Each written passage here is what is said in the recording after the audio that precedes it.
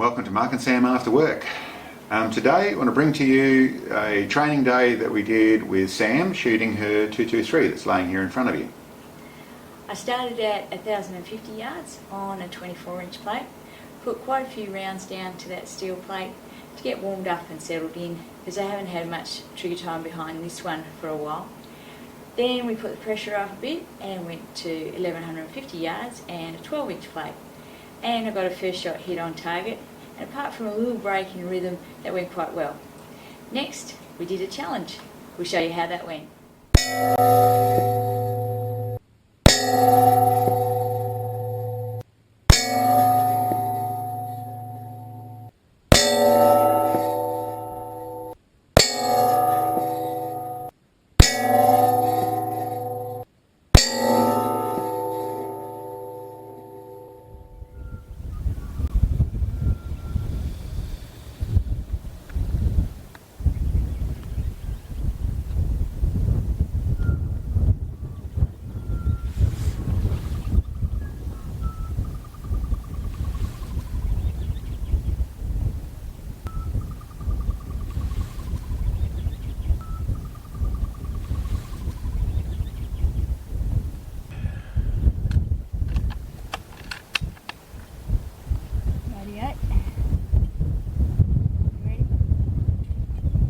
Yep.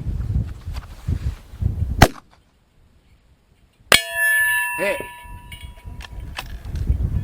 That was right on the left edge, okay. But first shot hit, that's good. Yeah, made the right noise, didn't it? Yeah, so I would do the, I would do the same shot. Okay.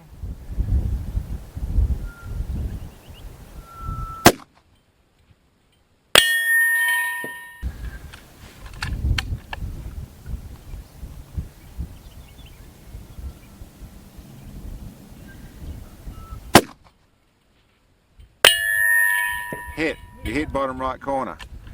Awesome.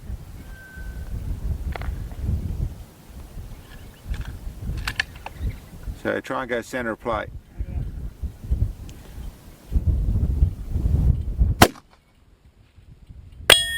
Centre of plate. Good shot. It'd be nice if it worked like that all the time, wouldn't it? Yeah, exactly. It's varying wind, so we've got to sort of deal with what we get.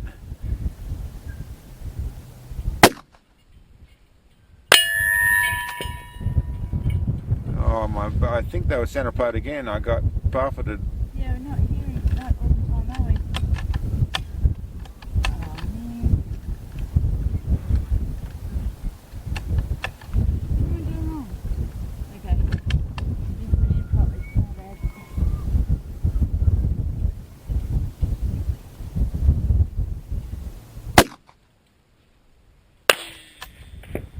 I went right bottom corner. That's what happens with fluency. Yeah, okay. There's a vehicle at the shed now. Yep, that'll be fine. Just do another one there.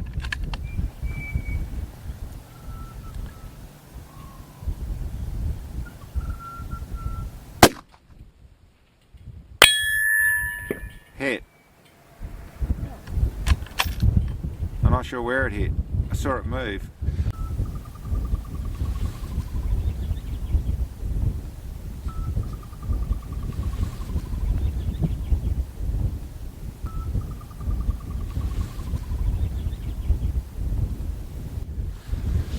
Okay.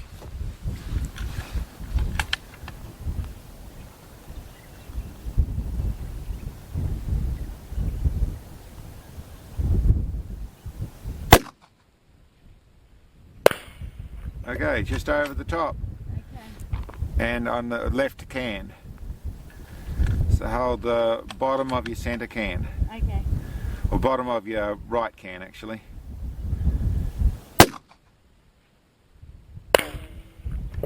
Same spot, hold bottom of your right can. Okay. Don't rush.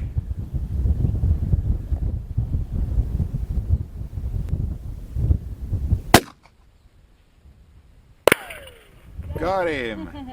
Can's gone. Okay, well you hit the centre one. Yeah. So now you got to pick. Hey mate. Now you got to pick. Well, you got the centre one. We're after 3 cans. You want me to shoot on the ground? Try and shoot at the right hand, the one on the right. Okay.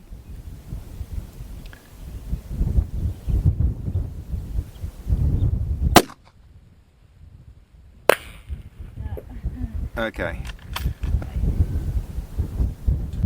Yep.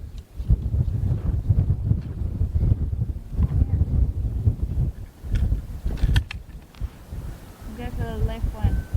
Okay.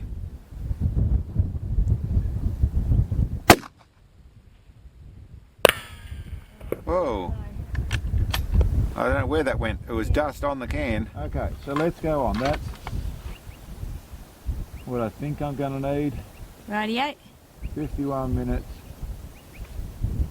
and 14 minutes.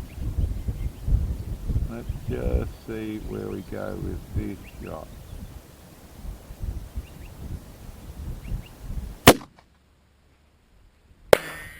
Left and low. Left and low. One can left, 2 cans low.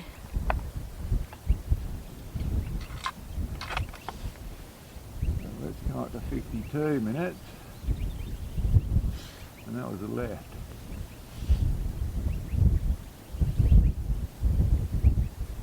Okay. Half a minute off on that.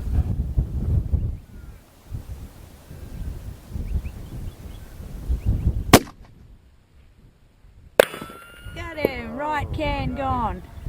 Okay. That went pretty nicely. Yeah, didn't it? Okay. 2 to go. So that was the right can. Yes, it was.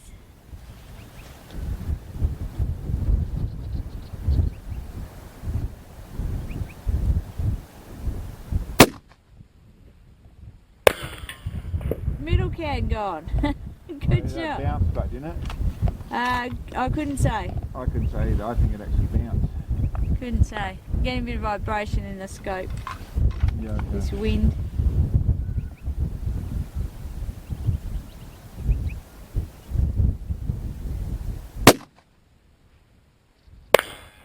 Tall. Oh, And just to the over right. top. Yeah. Now, one more. Okay.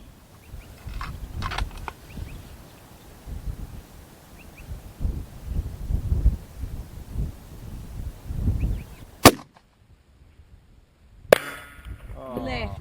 Just to the just left. left of him. Yep. Okay, well, that's pretty good. That's 2. Well, we don't really know with yours. You might have got 2. They sort of splattered, didn't they? Yeah, and there was one that was so close in the end there, but this shoots really well. And very, very similar data between the 2. Yep. Only 4 minutes difference between them. Obviously in the gusty wind, the heavier bullets are going to have a little bit of advantage, but they're very similar creatures, these 2.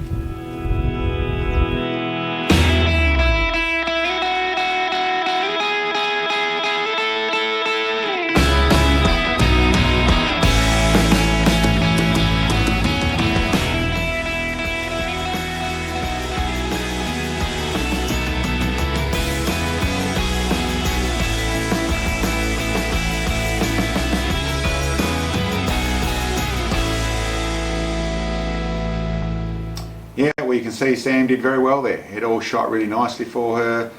There's a couple of things we went through there, and as you can see, I finished off with the 308. I actually just took the 308. I actually set it back up in its GRS chassis, so it was in a very similar format. Being the 308 in running the 175 grain bullet versus the 223. Using the 80, it's an 80.5 grain bullet, which I'll go through some of those details in a second. They're actually very similar details, very similar data in there. Of course, the 308 is going to be a little less affected out there, but not a lot in it, in truth, with the very comparable rounds. The things I wanted to go through with that, one was, as you noticed there, I'm a bit of a hard taskmaster when it comes to training, and there are some features that well, what actually happened through there was that Sam had a little bit of an issue loading one of the bullets, and it really broke her rhythm. And there's a couple of things that I think it's worthwhile passing on that side of things as to part of what I train and my philosophies of how to do very fine long range shooting. One was in the actual actioning of the bolt, with how you action it. You'll see some people punch the bolt, they really do force it in there, and in tactical training and that side of things, a firm action and strong and in there and doing that sort of stuff is important to make sure a round's in there, it's loaded, you're going to do the right job on that side of it. In the precision shooting, I tend to work with a smoother bolt. I want the bolt to be smooth. I tend to use the fingers, so I tend to hold the bolt with fingers, or train to hold the bolt with fingers, and get a smoother flow so you can actually feel what's going on rather than trying to punch things with your fist or with a full grip of a fist. This is so that you get to feel your bolt going in. If there's something you run into, you're not punching and damaging your bullet or putting little marks on things. You can actually feel it with your fingertips, and you can actually, the other side of things is that when you go to unload your bolt, if you're punching a bolt open or using a strong hand on it, you're more likely to twist your rifle, move it off, including the muscles and relaxation of your body side of things. If you can do that very gently with the flow of your hands, you're more likely or less likely to move your shooting position, both rifle, body, the whole lot stays as fluent as possible. So that's what I tend to recommend on using a bolt. The next detail is that what actually happened with when Sam was trying to put a bullet in these loads. You notice there's two bullets down in front here. One on this side is actually a factory load, set up still 75, or it's a 75 grain bullet rather than an 80, but a 75 grain bullet at factory length, and that will run in the magazine. Next to it, and what we're shooting is these longer loads. They're set up to run out to the lands. They run a little bit more powder. It's an 80 grain bullet, but it's really about the lands and a little bit more powder. These will not run in the magazines. Now in this little rifle, has a few, but the SAKO in particular, this little SAKO 85, single load is quite difficult. The magazine actually captures the bullet when you try and put a single load in. It's a small bullet, you're using fingertips to do it, but it struggles to get in there smoothly. So what I made was this little, see if I can get this from upside down, yep, this little shoe to go inside it. What had actually happened, this little shoe had been tiny bit bent, it must have been put in and just got a little bit bent over time, and that meant that it was just struggling a couple of times, which Sam ran into, where the bullet grabbed as it was going in. But it's all straight again now. A very simple little thing I did on a Saturday morning. Just a little piece of aluminium that's been shaped. I'll just pull this out of here. Underneath there, inside there, that's just a 6mm bullet. It's a 95 grain 243 bullet, or 6mm bullet that I found was the right size. Like I said, done on a Saturday morning in a nice little rush. But that's all that's on the magazine, otherwise that's factory. This is just a little piece of aluminium that I've just scalloped out, just used a die grinder and then smoothed it out with glass paper, shaped everything so it fits in there and it'll operate in there so it doesn't hook up on anything, but just makes a little shoe point, or a little slide point that means it's easy to single load, and if you're trying to get them out where they don't eject properly, then you can get them out a lot easier than getting around all these sharp edges. So that's all that's in there. That's how it works for people who've asked to see that. That's what that little shoe looks like. Just sits in there. You can pop it in and out like that to shoot either way you want to go, but that's all that goes in there. Oh, that's why it gets bent. Just got to make sure that's all the way back so that when it goes in, clicks in nice and easy. So that's what actually happened, and that's what it was about, trying to keep that fluency. And as you saw, once you'd been through that, the next shot was off the plate, and then settled back down, she's back on the plate again. Just the difference of breaking that cycle and breaking the stability of everything is what's actually happening. The other thing we were dealing with is that we were using the Yukon spotting scope. It has a plastic body and is lighter and is much more affected with the buffeting of the wind, so it does make it more difficult to see. Yeah, we're taking out the Yukon scope. We normally take out both, and the Yukon scope is a little bit better at the very close range stuff. You want to shoot at that type of thing. We didn't actually end up doing that, but we had set up with it and decided, listen, we'd soldier on. A little bit more of a budget conscious thing. We're out with our GRS stocks, which is what I put the 308 in to basically make them a little more comparable. With the Yukon scope, but was pretty hard work. In the buffety wind we were dealing with, you really got to concentrate hard. The image is moving around all the time. A lot easier using the heavy body on the night force scope in those conditions. But sometimes it's good to deal with the stuff. It makes you appreciate the good stuff when you're using it.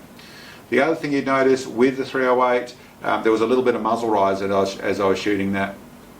I hadn't quite set up the back of that stock quite right. I had, like I said, put it back in there. I'd just done some work to put in another stock, but swapped it back over for this shoot here. Still very happy how it shot, even a little bit of muzzle rise. You saw how consistent it was, and that's about getting your grip and you being the same each time.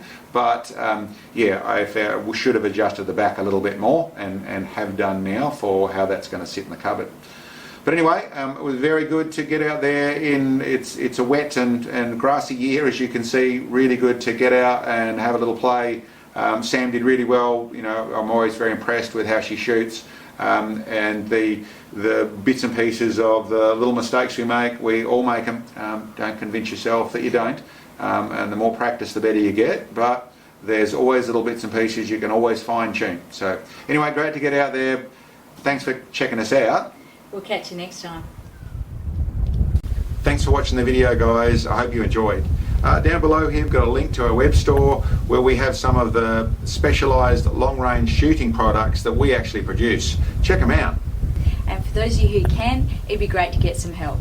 In our store we have support bits, and when you purchase those, the money goes direct to our channel and helps us bring these videos to you. Thanks, guys.